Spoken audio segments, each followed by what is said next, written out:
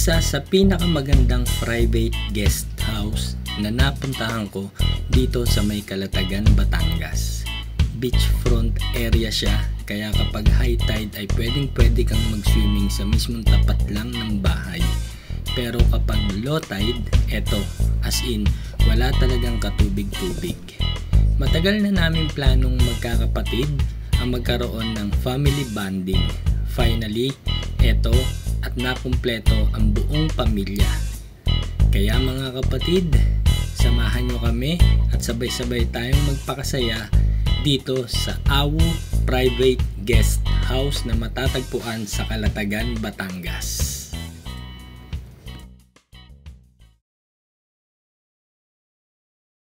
Dito na kami sa Calatagan, Batangas at ayan, nakasakay kami sa balsa. Kapag pupunta tayo ng Awu Private Guest House, dito tayo magpa-park. Diyan namin iniwan yung sasakyan namin sa Kuya Indo Campsite. Tapos from Kuya Indo Campsite, hihilahin tayo ng balsa papuntang Awu Private Guest House.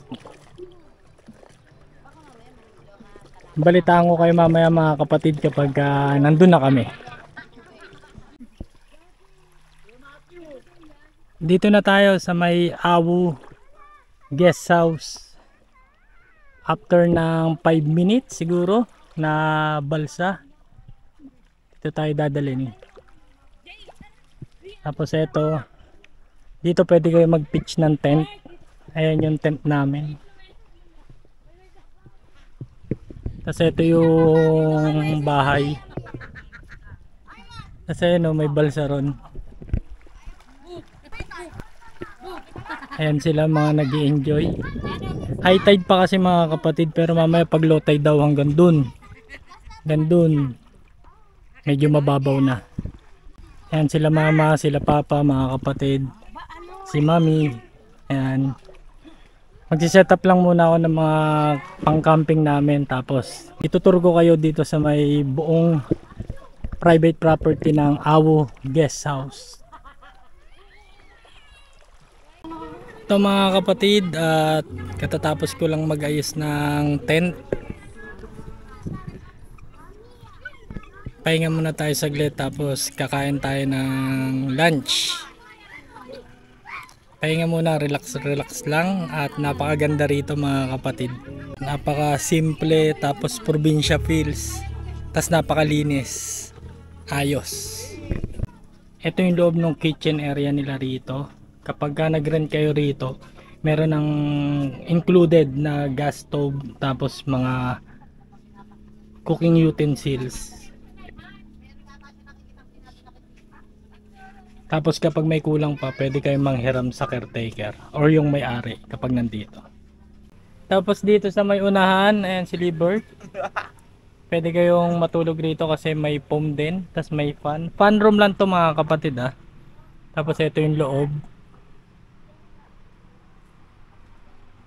Ayan.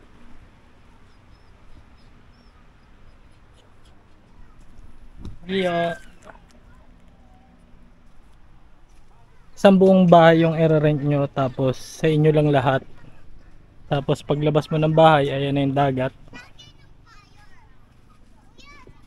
Ito yung beachfront area nila.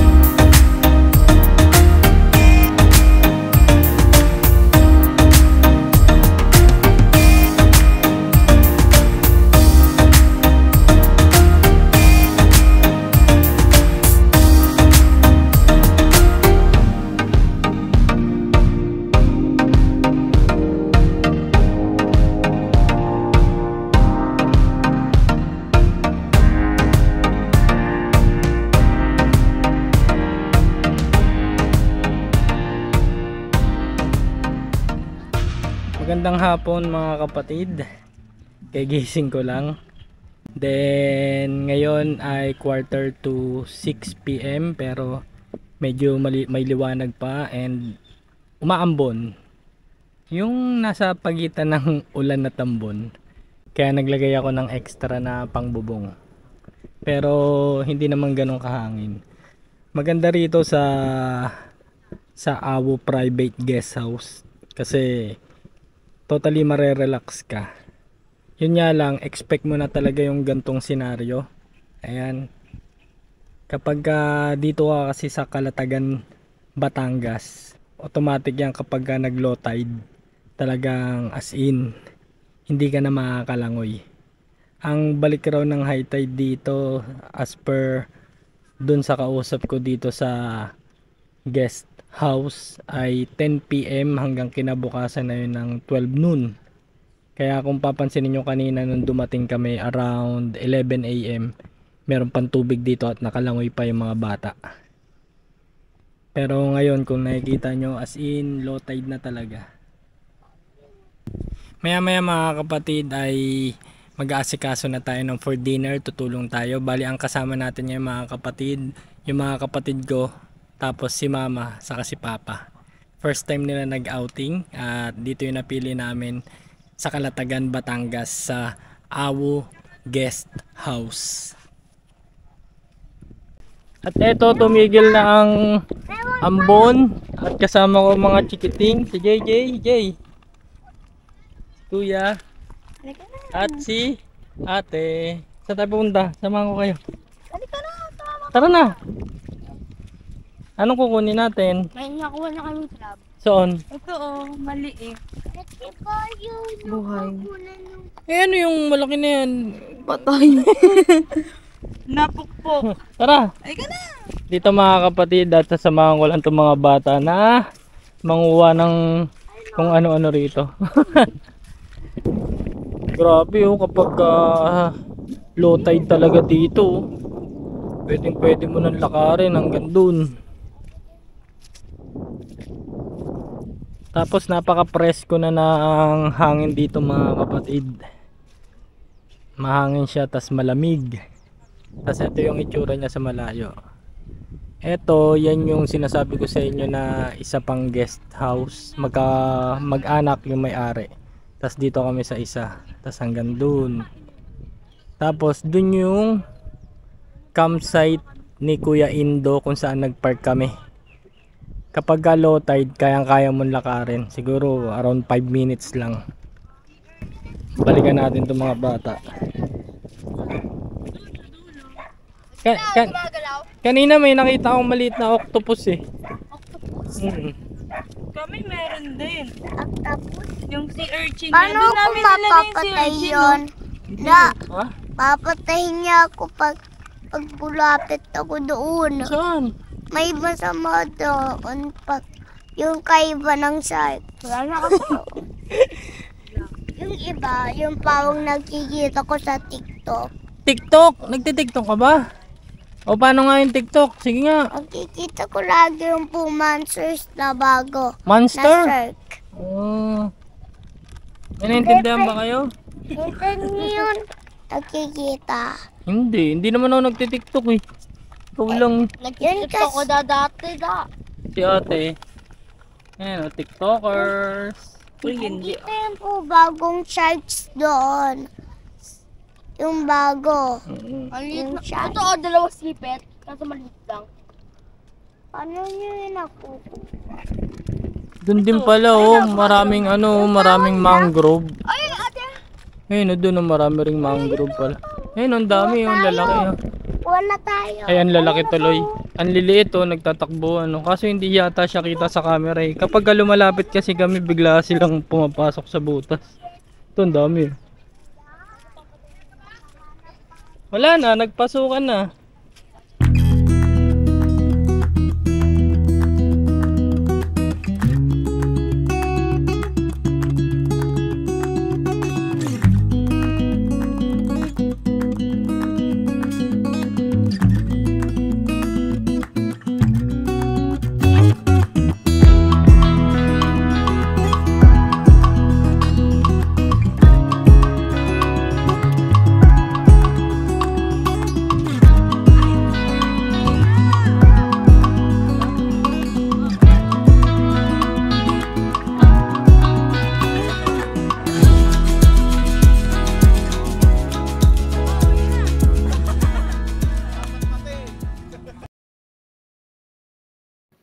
Eto na ang dinner natin. Boodle fight style. Meron tayong inihaw na isda, shrimp, tuyo, fish fillet, at meron tayong dalawang sinigang na salmon at saka baboy. Kaya mga kapatid, tara, kain na muna tayo.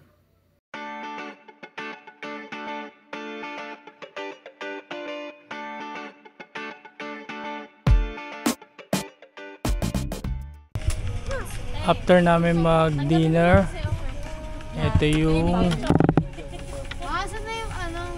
socials namin mga pamilya.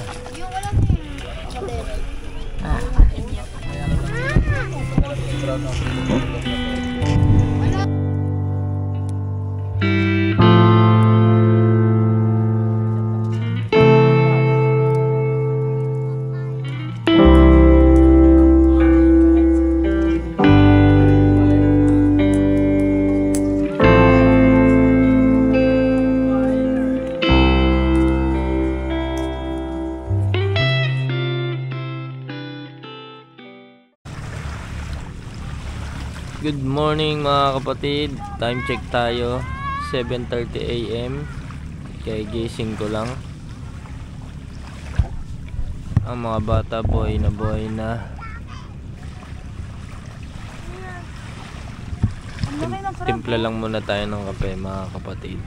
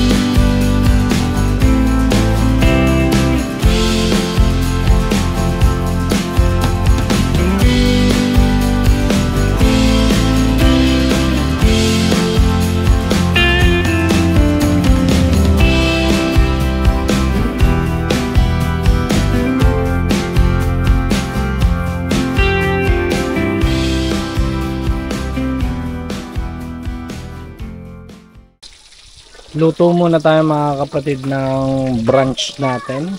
Ito, daing na bangus. Tapos may tira pang sinigang kagabi. Initin na lang natin sinigang sa yung sinigang na salmon.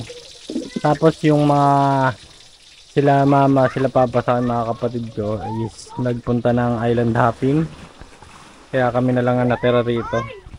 Mami. Yan, tas yung mga bata. Tapos ito yung itsura rito kapag ka nag high tide na. Umaabot hanggang dito sa may harap yung tubig. Ayan. Pero kapag nag low tide naman, gaya kagabi yung pinakita ko sa inyo, as in wala talagang dagat dito. Tapos kanina umulan ulit. Pero saglitan lang din naman.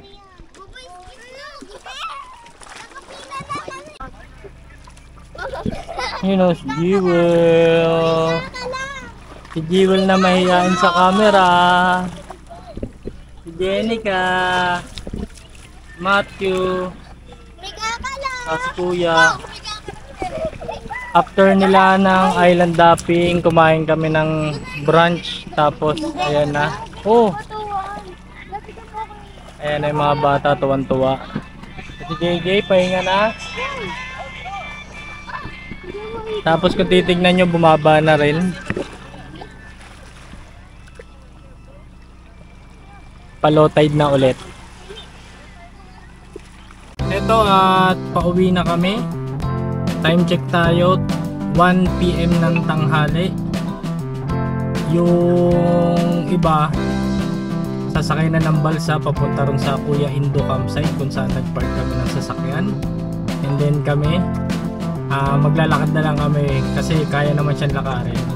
Kumbaga gilid lang siya ng Kuya Indo campsite pero wala kasing daanan, kaya hindi kami pwedeng dumiretso ron. Kaya ang parking area talaga nila kapag magpupunta kayo dito sa Kuya Indo campsite.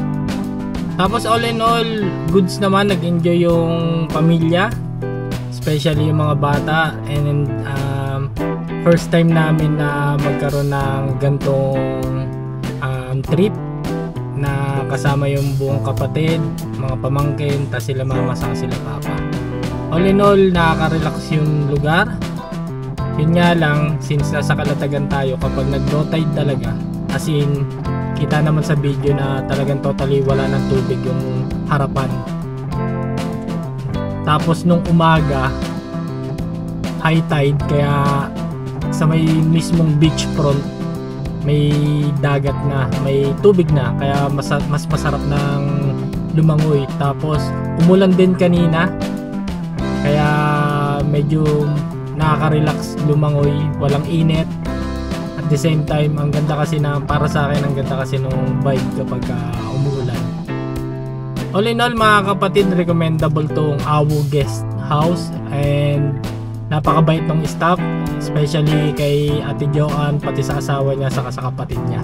Lahat ng kailangan namin, magsabi lang kayo, and kung meron sila, ipapahiram naman. Muli mga kapatid, from Lakwachero, #Project Laboy, happy travel and peace yo.